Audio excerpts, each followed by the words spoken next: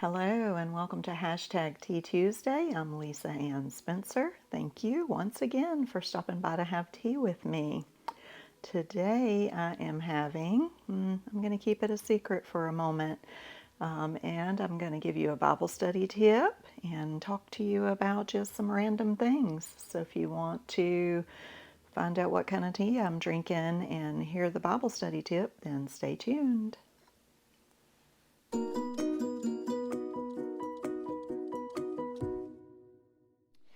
All right, believe it or not, did you see the string? I'm drinking tea in a bag. It's really good too. I'm not opposed to tea in a bag. It's not as flavorful. It's not as romantic, and I really like my tea to be romantic. I'm drinking Bigelow spiced chai, black tea but decaf. And I love the spiced chai. I prefer this loose leaf variety that I order online, especially around this time of year. We're approaching the holidays, and so I will be ordering some of that soon, and I'll share that with you in an upcoming Tea Tuesday. But for today, it's not even actually tea time. It's kind of early in the morning, and I wanted to make this video while I had some time on my hands. So that's why the decaf. And I am not having a snack right now because it's not snack time. And I know I said a couple of weeks ago that I just couldn't be concerned about my eating and trying to be careful and be on a low carb diet.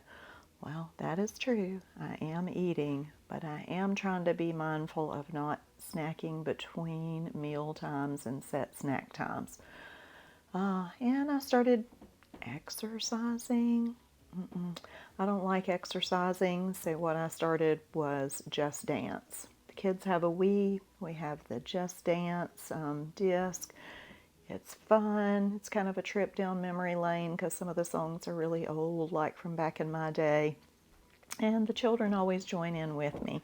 So I don't call it exercise. It's just a fun way to keep active and, hopefully burn some excess calories. And then my husband, when he gets home from work, even though it's dark and very cold, we have been walking around our block. We bundle up and away we go.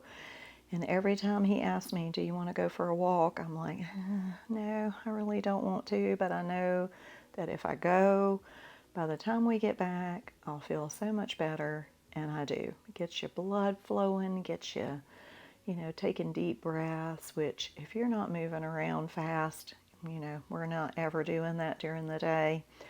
So it ends up being a good thing. So I've been enjoying that. I'm going to take another sip of my tea. It's really hot. All right, I do have a little honey in there and a little bit of heavy cream as usual.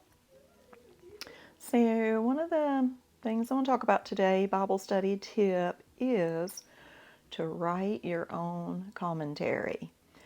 Instead of being tempted to go buy a commentary and read what another man, often, or even another woman has to say on the subject, which could be wrong, just write your own. Study the Bible for yourself. I'm all about that.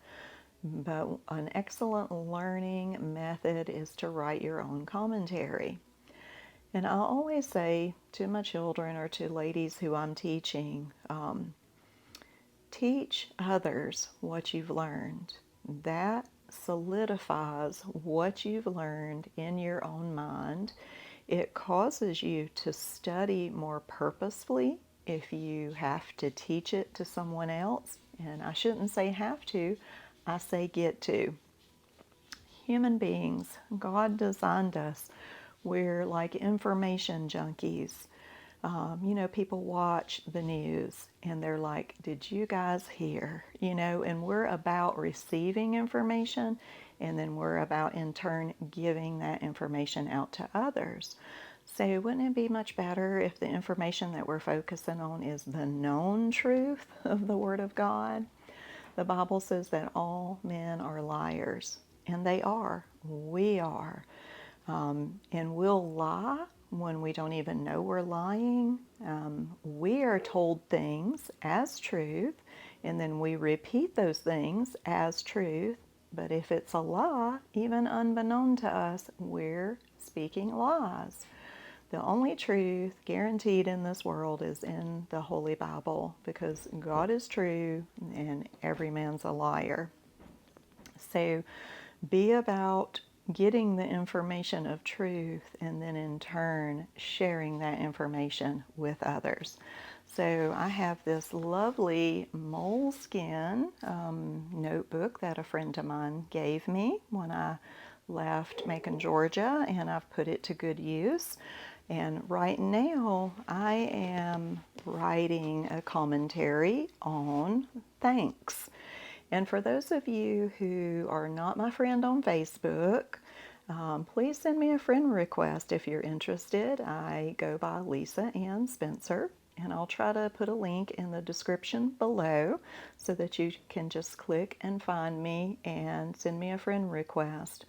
The month of November, I have been writing a short commentary every day on the word thanks and all its forms in the Apostle Paul's letters. That's been good for me. I do those things for myself because there's things that I want to learn. So I write my own commentary and then I share those with others so that they can benefit from it too. I'm not an authority. I'm just a person who studies the Word of God, and I love sharing what I've learned. And it's a good method for you to remember Scripture, to learn it, to get it in your inner man. So that is my Bible study tip for the week.